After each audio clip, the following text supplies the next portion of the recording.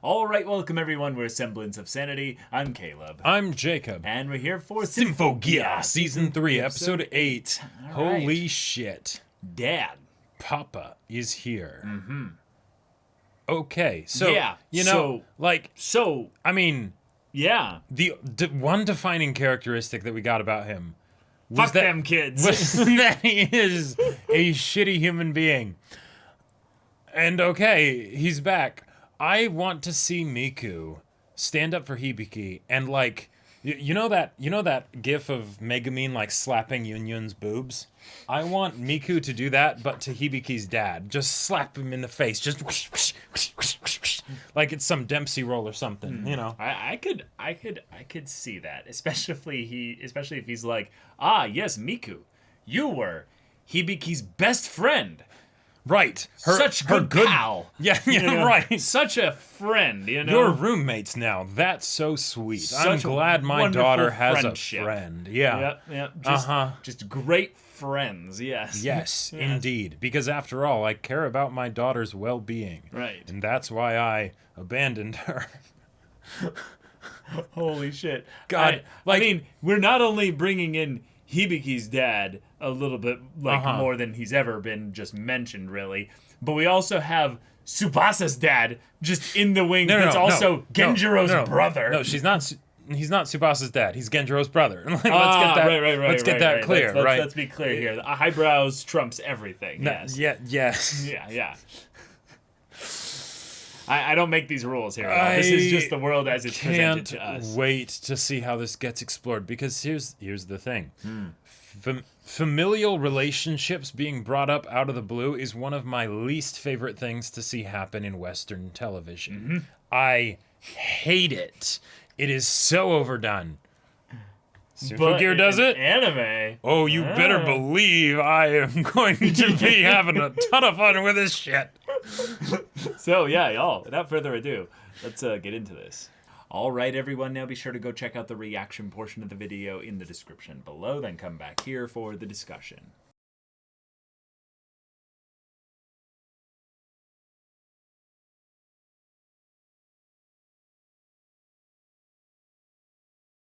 Cool. Okay. Character development for Kirika and Shirabe. Yep, I like Also, it. just another follow-up on their incremental progression as characters away from, well, in a lot of ways, blaming themselves for a lot of the things that they've done or let happen, so to speak, to the other of them. And now having that, patience with themselves to communicate those aspects and then take responsibility for the fact that this is a relationship. It's not just one person's deal where the other person is causing the stuff. And the little bits of melodrama that they even hinted us with were all resolved within one episode because Symphogear has manic pacing and they love each other. Yes. Yeah. And you just break the ice and be like, well, of course I'm upset because I love you. And it's like, what? Okay, yeah. Awesome. Yeah.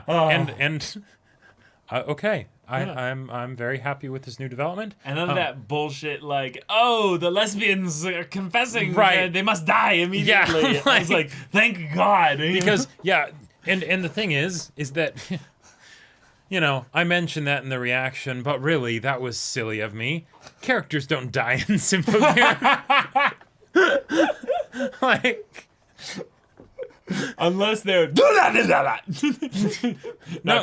No, even he got locked away in a prison. Oh, that's right. So it was Maria's mom, and then and then what's her name at the very beginning in the first episode? Yeah. And then Fine, and that's it. Yep. So I just awesome, cool. Kanade. That's right. That's right. I'm sorry, Tsubasa. And Serena. That's Marie's backstory deaths. It's Backstory true, deaths that's don't true. count, She ended the story DOA. Right. Dead on arrival. Yep. All right. So this development that this was a gap in time for Carol to then gather essentially a resource by which she can then reawaken in a new body, which I'm totally guessing makes sense that she would have potentially many of those and has already done this many times. Right, that might not be the last body. Theoretically, there could be like 5 more. Who knows? But I was just trying to also emphasize, this might not be the first time she's had to do this. So it's exactly the idea that, oh, this is normal. Like, this is casual. It's another Tuesday, right? Yeah. And that's why she feels so confident going up against Song, because I can't die like I do, but I don't stay dead. You can kill me, but, it's that whole Shiro logic thing. It doesn't work, right? So, right. But also, she's needing to have, every time they do this, memories reinstalled, essentially. Memories reinstalled, and potentially some power get absorbed, because there's the whole deal of, like, they fight against people, they need them to sing, and then the auto-scorer also dies, and that is linked somehow to her then being able to come back, which it could be by feeding on their memories. Well, okay, I'm going to throw out there that it's not actually tied necessarily to that, because there were 2 of them that did this, and that's just their part that they're playing. Like, it didn't happen with the first one. Of what? The first autoscorer that died, basically. In didn't combat. happen? Well, Carol didn't come back. Well, no. Carol wasn't one of the autoscorers. Carol was... I know. Okay. I know. You were saying that the 2 autoscorers, or that... Yeah, Gary and Mika. Yeah. Yeah. I don't think it was implied necessarily that both of them needed to die in order for Carol to come back. That could be what it is. Gotcha, yeah. Right, whether it was that, or whether it was that they fought against someone who ended up using the Symphogear to a more powerful level and they were able to absorb it, get something from it, or whatever, and then that caused things to happen, who knows, right? But because of the things that happened that resulted in big fights where it was important that their enemies fought at their full strength, and then 2, whether this is required or not, they ended up dying as a result of those fights. Right. Carol is now back. Yes. Cool. The sequence is clear. Right. It is not... the causal relationship is not. Yeah, exactly. But stuff happened. It was pre-planned. Okay, here we go. And Elf 9 is a viewport for Carol to see basically what's going on through her eyes. So right, which is like, oh, okay. Yeah. That's a little terrifying. I mean, that's the kind of thing that we were expecting, some level of basically control that Carol would have still over Elf 9. But I think what makes this scarier for me is that it's not actually that Elf 9 is getting directly turned against the group. Yeah. It's that she is inadvertently, without realizing it, helping the group. Because if it was something where it's like, okay, then Elf 9 turns against the group, and it's like, oh no, she's a bad guy now, I wouldn't be as worried about that, because I know that hand-holding will win out in the end, right? And that's still going to happen, but Elf 9 will continue to help the enemy because she doesn't necessarily know that she is helping the enemy, right? Yeah. So, okay. And given that they're doing a lot of things to basically collect information, that makes me very excited for whatever the next stage of their plan is. It's going to work. Right. They still haven't explained it yet. They still haven't explained it, and they're doing a bunch of things that are working in order to help build up to the big plan. So, cool. And I kind of would hope that we're like 1 or 2 episodes away from them finally explaining it, because we're kind of at that point where you can't actually have meaningful stakes in the story for the bad guys' plans, because they're literally my goals are beyond your comprehension. Like it's the kind of thing where it feels a little bit Kingdom Hearts, where it's like, but my plan was so great. And I'll bring about the apocalypse of all creation and destroy all miracles. And the thing that you were planning to do to stop me actually was what I planned all along for you to do. So that, but we know that they're not actually going to win. So well, no, I don't care whether or not they win. No, but because we don't know what the plan is other than the apocalypse of all creation. Right, but given that there's Symphogear seasons 4 and 5, I'm guessing that not everything is going to be destroyed. Well, so the more time that it's being built up to without us knowing what it is, then we want to be able to see them win, even if they don't really win. I'm trying to throw out the idea of it doesn't matter whether there's Symphogear 4 or 5. It's the idea that in this season right now, we still don't know how it's going to happen. Saying the apocalypse of all creation doesn't necessarily literally mean Right. that everything will die, because she's said multiple times that I want to destroy all miracles, not that I want to destroy all people. Right. So Is it we have that no she... idea what that means, Right. other than it has something to do with Symphogear. It could be something as simple and diabolical as trying to destroy the concept of hand-holding, or it could be like, I want all life to be wiped out. Or I want all relics and heretical technology to be destroyed. Right, or to be assimilated into myself, or or whatever. Who knows, right? Yeah. But basically, the proper nouns have been used too much. I need to know now what we're actually doing here. It feels. And I feel like because she came back, this is the point where, okay, now next episode, we can actually get a little bit more understanding of Carol and who she is and why the past stuff with her father makes her want to do this now. Because as of right now, it makes Elfenine the most interesting part of it, because she's the thing that she's the big mystery box. Well, or no, she's the key to the mystery box. Oh, okay. The mystery box is Carol, basically, and this whole thing here. And Elfenine is a pure example of Carol, but isn't necessarily antagonistic. Right. So if we just handhold Elfenine enough and talk to her, we could theoretically understand exactly what's going on. Sure, but for some reason, they just don't do that. Well, right. It's the whole Symphogear way of doing things, right? Where, we hear Miku telling Hibiki, I'm sorry about, how I interfered. And Hibiki's like, hey, I wouldn't have been able to, it's thanks to you that I was able to stand up to him. And I'm like, instead of running away, I'm like, wait, Hibiki, the episode ended with you running away.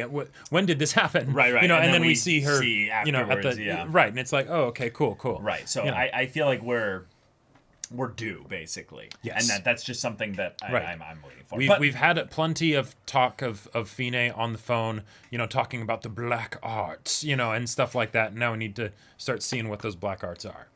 Yeah.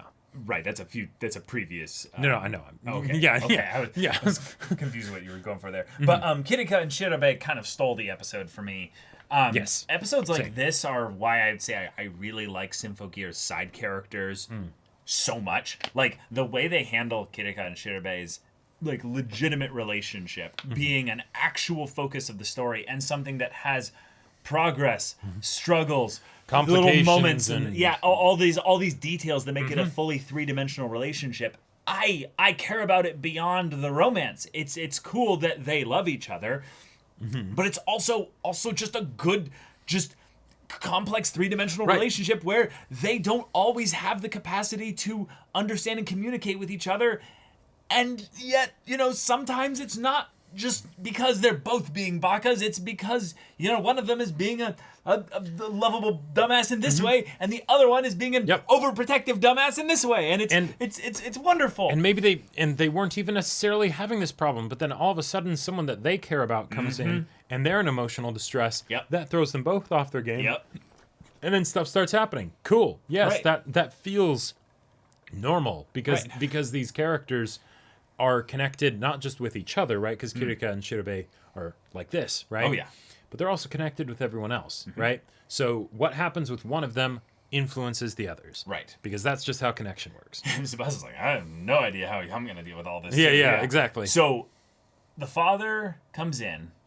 He's pathetic. He's not willing to take responsibility. He's completely oblivious and clueless. In fact, he doesn't even really care. He's basically just looking for a new ride, basically, of like, so you've got some kind of gig going on. That sounds great. Can I dip into that a little bit? Yeah, straight up. I think it's not like he's basically trying to like honeypot, basically. Like, I want to bum off you guys because apparently I wasn't very good at my job of like, helping out with school trips or whatever that was, and I can't pay for a meal, so I get a bunch of food and then leave you with the tip or the tab, and then sure. So he's a piece of shit, and Hibiki, I'm really sorry that you have to deal with this. Like, this is something that I really feel for her, because she doesn't really have someone that she's comfortable talking with all this stuff about in full.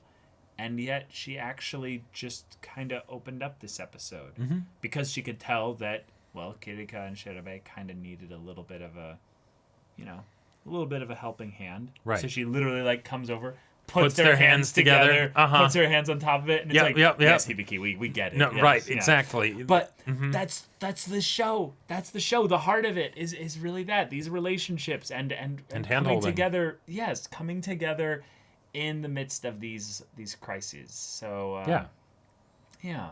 It was just really sweet. Yep. I also love the bit of Genjiro and Chris being like, we told you not to go all out. Like there's problems and issues with this happening, and it's dangerous. We just mentioned the fact that we don't have that much linker, and they might have even fought without linker. Who knows? Right? Like, so it's like, what were you doing? But yeah, sorry. Oh, damn it! We can't stay mad at you. Like, that was just... Yeah, they're just taking responsibility. They're like, yeah. Indeed. Yeah, you're right. And it's like, oh. Yeah. Well, you're being surprisingly mature about this. Weird. I respect you for this. But also, I'm upset that you still didn't follow orders. Well done, but don't do that again. Don't do that again, yeah. Yeah. Right. Was that good enough, Chris? And she's like, nice job. And he's like...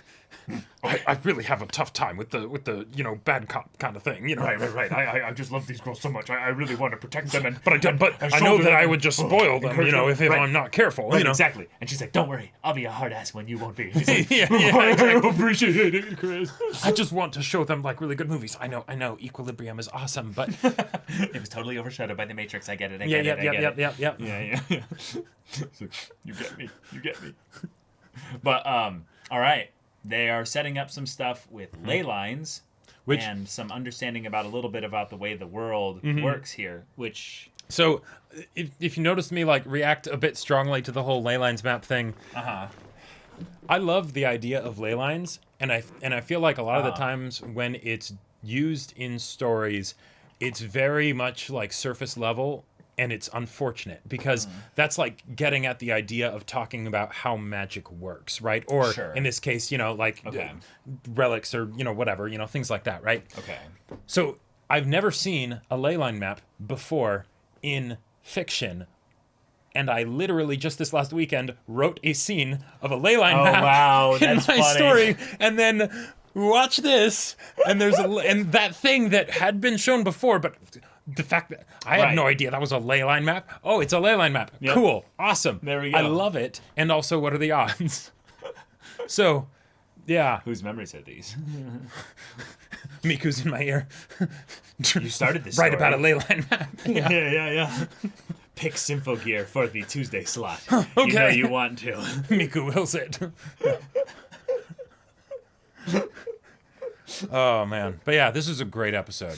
Yeah, I think this episode was one where I definitely felt the full picture of the action and the character drama coming together in a really cool way. Yeah, and the action very much felt like it was a backseat to the character stuff, which is great because Symphogear has great action in general, So right, it's just still a thing where I'm really wanting to emphasize this as a I would say a fairly legitimate critique. I'm not trying to harp on this, but this is an aspect of where if the antagonists are going to be constantly engaging with our heroes, we need to know how our heroes can make any kind of progress. Right. Because beating them is apparently helping them on their goal. No. Just that beating them is just not a thing that's generally happening. So knowing that this is something where we're not just kind of getting blue-balled as the antagonists are setting the dots on the pentagram so that we can do the gigantic transmutation circle so that we can connect to all the ley lines so that we can do the thing. And then it's like, what are you doing? The thing of the thing. And it's like, but why? Because flashback. And I'm like, why couldn't have we known this a long time ago? It does give me a vibe of a different flavor and a disguise for the Monster of the Week kind of action.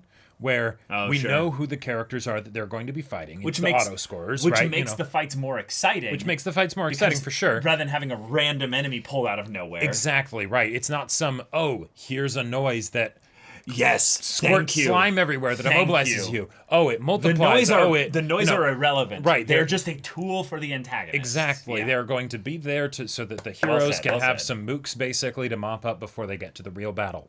Cool. I Great. love that. Love it. Right? And we even saw Mika, right? Mm-hmm. Use a new form of sorts here. She went Yes, like that's full true. like nine-tailed fox or something. Yeah, or yeah, whatever. very much. It very much felt like that. Yeah, I got that same kind of vibe. But Yeah. okay, now that enemies are the enemies aren't actually being defeated now when they are showing up, but that's still there's a respawn. So like Well, how for Carol, for Carol. but no, not for the auto score. Right, but then what does that mean? What exactly Yeah. happens? Theoretically, that could happen with Carol again because there's two more. So like, Well, again, I don't want to. Weirdly enough, that's an area where I'm not sure that that's actually the mechanism by which Carol comes back. no, you're right. I'm sure it Could just be a time thing as they're waiting for memories to Yep. go into it. Yep. It could be that. It could be Yeah.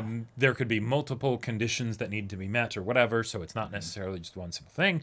But Elf9's existence made it rather clear that Carol was going to come Right. back in some form. also theoretically, that doesn't have to be a body that was made. That could be a body that had always been there, and it was we're prepping it or whatever, right? Well, yeah, it's juicing it or something. Yeah, that's what I was saying earlier. Was that this could have been the 5th time that she's done this? No, right, but know. so that way it doesn't have to necessarily go into the territory of how many could Carol do this again? Like this could theoretically be like the last time Carol could do this or will get to do it because it takes a lot of time and work from the auto scores in order to make sure that it can happen or Yeah, whatever. but none of that is explained really right now. Right, exactly.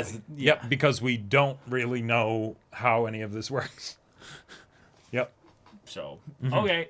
But all right, y'all, thank you so much for watching this episode's reaction and discussion. If you want to see the next episode's reaction and discussion right now, though, go check out the link in the description below for our Patreon. You can get an early access there. You can watch full-length timer reactions there, and all this comes with Discord access, so you can chat with us in the community there about this show, about anime in general, and also be sure to check out our Twitch channel. We stream every weekday. The info's in the description. Yeah, so if any of that interests you, we'll see you there. But until then, we're Semblance of Sanity. I'm Caleb, I'm Jacob. and we'll see you all Next time.